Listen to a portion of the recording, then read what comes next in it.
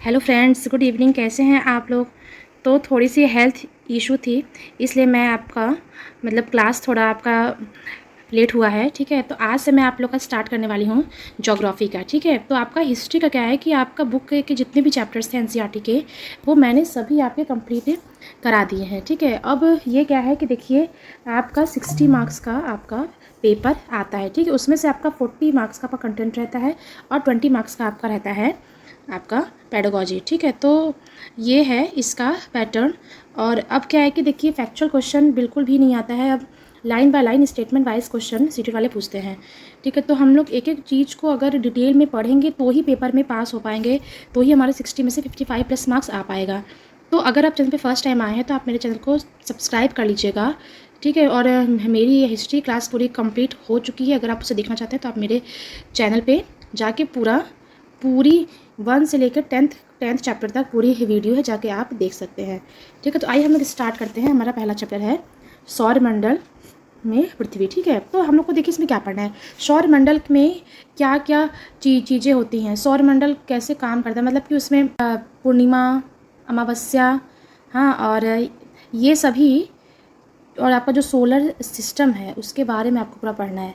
तो हम लोग सौरमंडल में जो भी चीज़ें होती है उसको हम लोग को एक एक चीज़ को डिटेल में पढ़ना है।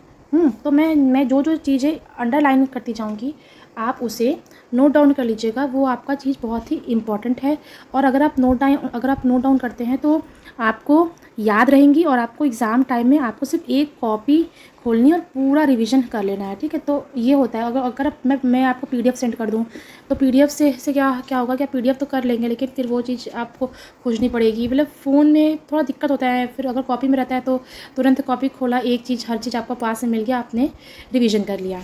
तो आइए हम लोग स्टार्ट करते हैं। यहाँ से देखिए हम लोग को पढ़ना है। हाँ, देखिए, इन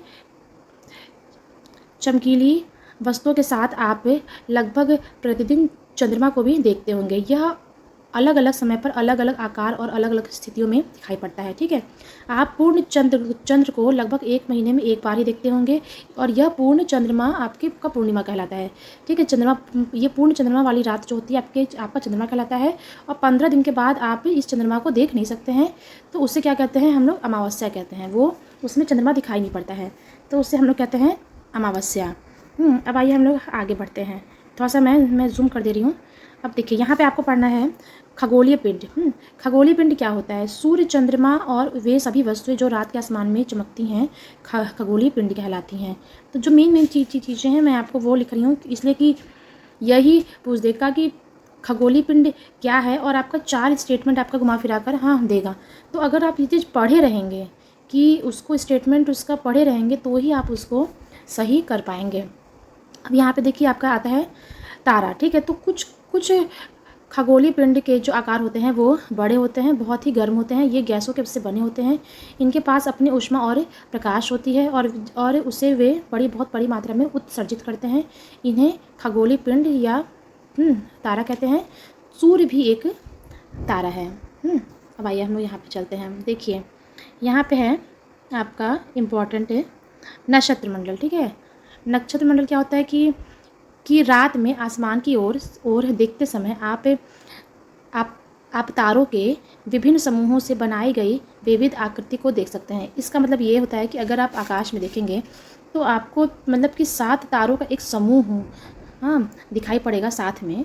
तो और उसके साथ उसके पास एक चमकता हुआ तारा दिखाई पड़ेगा। उस चमकते हुए एक सिंगल तारे को, स्टार को हम लोग कहते हैं ध्रुव तारा। और जो आपका जो समूह वाला 7 स्टार जो है आपका पास में दिखाई देगा, तो उसे हम लोग कहते हैं, क्या बोलते हैं उसे, सप्तऋषि तारा। ठीक है, सप्तऋषि तारा।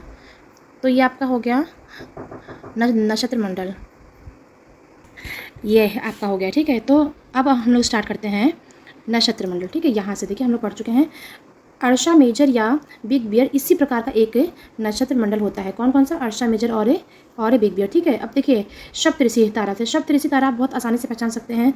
सप्त मीन्स होता है 7, और ऋषि मीन्स होता है संत। ठीक है, यह 7 तारों का समूह, ये 7 तारों का समूह है, जो कि नक्षत्र मंडल में अर्शा मेजर का ही ये भाग है।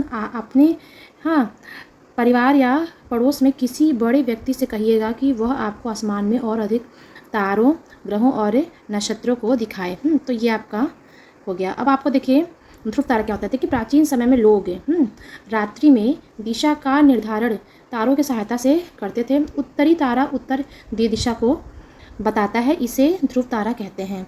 यह आसमान में हमेशा एक ही स्थान पे दिखाई पड़ता है। हम सप्तऋषि की सहायता से ध्रुव तारे की स्थिति को जान सकते हैं। ये आपका हो गया।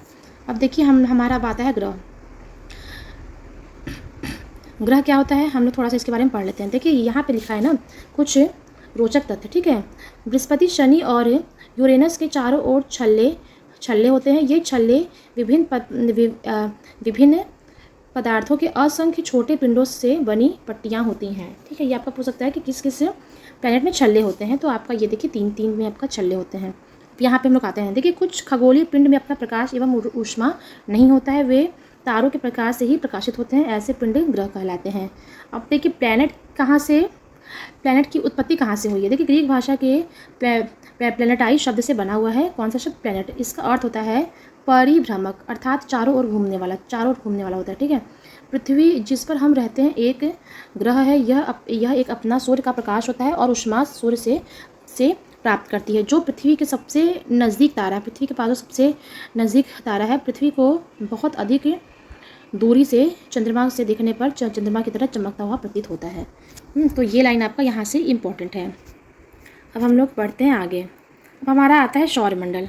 सौरमंडल में देखिए हमारा क्या क्या है। सौरमंडल में हमारा सूर्य आता है, 8 ग्रह आते हैं, उपग्रह आते हैं और कुछ अन्य खगोलीय पिंड आते हैं, जैसे शुद्ध ग्रह एवं उल्का पिंड सौरमंडल का निर्माण करते हैं। उसे हम अपने परिवार का नाम देते हैं। और इसका मुखिया सूर्य होता है। उसका मुखिया कौन होता है, सूर्य होता है।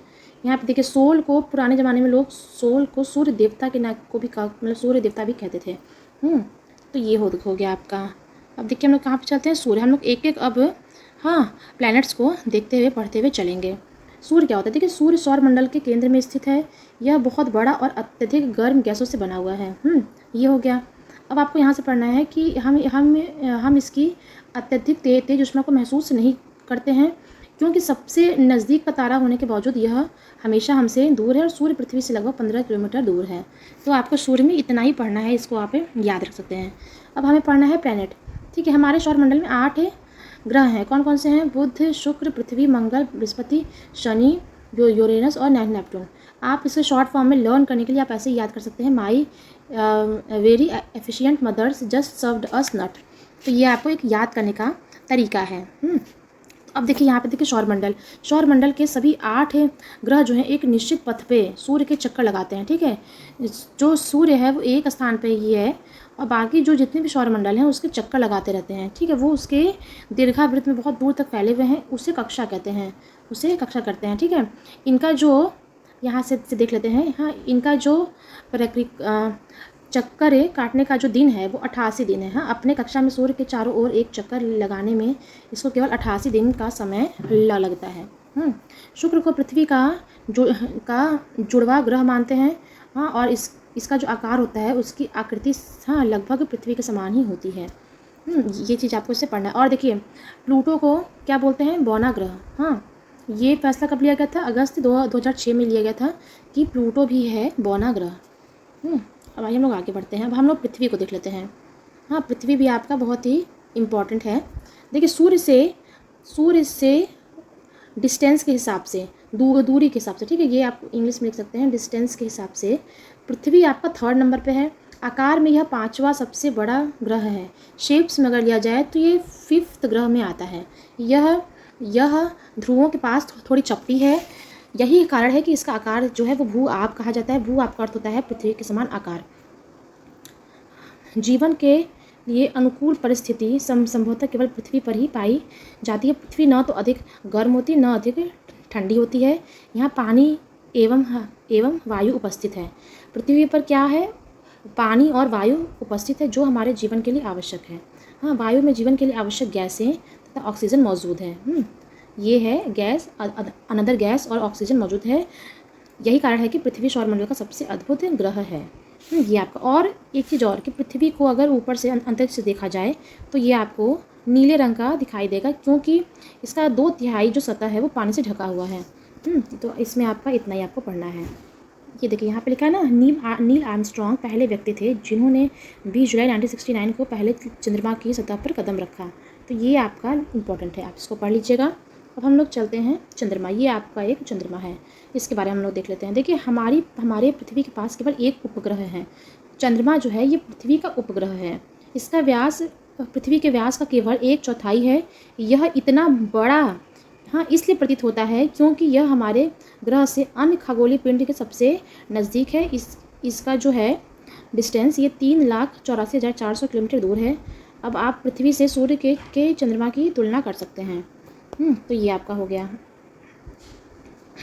देखिए उपग्रह क्या होता है। उपग्रह एक खगोलीय पिंड है जो ग्रहों के चारों ओर चक्कर लगाता है। इस प्रकार ग्रह जो है सूर्य के चारों ओर चक्कर लगाता है। यह एक मैन मेड सैटेलाइट है, ठीक है, मानव निर्मित उपग्रह एक कृत्रिम पिंड है जो वैज्ञानिक द्वारा बनाई गई है। इसका उपयोग क्या है कि ब्रह्मांड के बारे में जानकारी प्राप्त करना एवं पृथ्वी पर संचार माध्यम के लिए किया जाता है। तो आपका इसमें से ये क्वेश्चन आपका बनता है। और इसमें से आपका क्वेश्चन नहीं आता है कुछ भी। यहाँ पे देखिए ये आपका पूछ सकता है कि अंतरिक्ष में उपस्थित भारतीय उपग्रह कौन कौन से हैं। तो आपका आएगा इनसेट, IRS और एडूसेट, ठीक है, ये आपका आता है। अब हम लोग आगे बढ़ जाते हैं। ये हमारा आता है यहाँ से। देखिए चंद्रमा पृथ्वी का एक चक्कर लगभग 27 दिन में पूरा करता है। इतने ही समय में यह अपने अक्ष पे चक्कर पूरा कर लेता है। और यह हमें चंद्रमा का केवल एक ही भाग दिखाई पड़ता है, इसलिए हमें पृथ्वी से चंद्रमा का एक ही भाग दिखाई पड़ता है। अब हम आते हैं क्षुद्र ग्रह पे। तो देखिए आपका सिर्फ मैं मेन चीज़ आपको पढ़ा रही हूँ जो कि आपका इंपॉर्टेंट है, जहाँ से क्वेश्चन आपका आता है। क्षुद्र ग्रह में फालतू का चीज़ नहीं पढ़ा रही हूँ। और अगर पूरा चैप्टर पढ़ना है तो आप एक बार चैनल को पॉज करके, वीडियो को पॉज करके आप चैप्टर को पढ़ सकते हैं। और अगर आपको मेरा चैनल पसंद आए तो प्लीज़ लाइक कर दीजिएगा। अब आपको आता है क्षुद्र ग्रह। तारों, ग्रहों एवं उपग्रह के अतिरिक्त असंख्य छोटे पिंड जो होते हैं सूर्य के चारों ओर चक्कर लगाते हैं। इन पिंडों को हम कहते हैं क्षुद्र ग्रह। यह मंगल एवं बृहस्पति के कक्षाओं के बीच में होते हैं। बहुत वर्ष पहले विस्फोट के बाद ग्रहों से टूटकर ये अलग हो गया था। क्या हुआ था? क्षुद्र ग्रह। अब उल्का पिंड हम लोग देख लेते हैं। सूर्य के चारों ओर चक्कर लगाने वाले पत्थर के छोटे छोटे जो टुकड़े होते हैं, ठीक है, जो सूर्य के आसपास जो छोटे छोटे पीस घूमते हैं पत्थरों के, उन्हें हम उल्का पिंड कहते हैं। कभी कभी ये उल्का पिंड पृथ्वी के पास आकर उनकी प्रवृत्ति जो होती है पृथ्वी पर गिरने की होती है, लेकिन वायु के घर्षण होने के कारण यह गर्म होकर जल जाते हैं और पृथ्वी पर आ नहीं पाते हैं। तो इसमें आपको सिर्फ इतना ही पढ़ना है। अब हम लोग देखते हैं आकाशगंगा। ये चैप्टर बहुत ही इंपॉर्टेंट है, क्लास को बिल्कुल स्किप मत कीजिएगा, बहुत इंपॉर्टेंट चैप्टर है। अब आकाशगंगा क्या है कि देखिए एक ओर से दूसरी ओर तक फैली चौड़ी सफ़ेद पट्टी, जो आपको यहाँ पे दिखाई पड़ रही है, इसे हम आकाशगंगा कहते हैं। इसमें इतना ही खाली पूछता है कि आकाशगंगा क्या है। अब हम लोग यहाँ पे आइए, हम लोग चलते हैं, थोड़ा सा हम लोग यहाँ से पढ़ लेते हैं एक बार। देखिए आकाशगंगा, देखिए हमारा सौरमंडल जो है इस आकाशगंगा का एक भाग है। प्राचीन भारत में इसकी कल्पना आकाश में प्रकाश की बहती एक नदी से किया गया है और इस प्रकार इसका नाम आकाशगंगा पड़ा, ठीक है। तो आपका इतना ही इंपॉर्टेंट है। आप इस चैप्टर को, आप ये सारे क्वेश्चन है प्रैक्टिस ग्रुप पे आप चेक कर सकते हैं। और बस और अगर आपको मेरा चैनल पसंद आया तो प्लीज़ लाइक शेयर सब्सक्राइब कर लीजिएगा। Thank you, bye bye.